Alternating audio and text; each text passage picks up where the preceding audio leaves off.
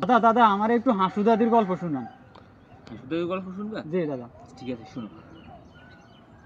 ওইখানে তোর দাদির বাড়ি নরেন্দ্র মোদীর দেশে। 16টা বছর চুষে খেয়েছে স্বৈরাচারীর বেশে। এতটুকু তার লজ্জা ছিল না, হিংস্র হায়না মুখী বহির্বিশ্বে প্রচার করিত আমরা সবচেয়ে সুখী। সারাটা বছর ঘুরিয়া ফিরিয়া জঙ্গি নাটক খেলে, বিরোধী শক্তি নিধন করিতে সবটারে নেয় জেলে। বারে বারে বারে গুগু এসে খেয়ে গেছে ধান কত, মাওলানাদের কাঠমোল্লা বলে তামাশা করিত শত। এমন করিয়া জানি না কখন 16টা বছরে মিশিয়া কোটার নামের ছাত্র জনতা হঠাৎ উঠিল পুষিয়া।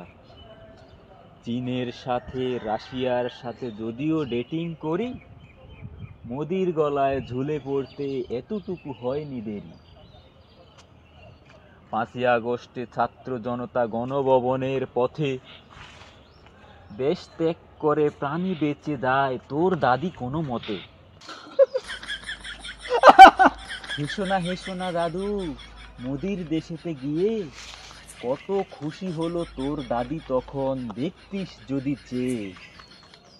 কদিন পরেই কল রেকর্ড পাস হলো, চট করে ঢুকে যাবে।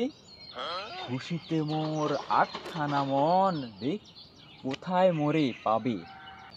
এত ব্যথা যার আমারে ছাড়িয়া কেমন করিয়া হায়, মোদির সাথে রাত্রি কাটায় নির্জুম নিরালায়।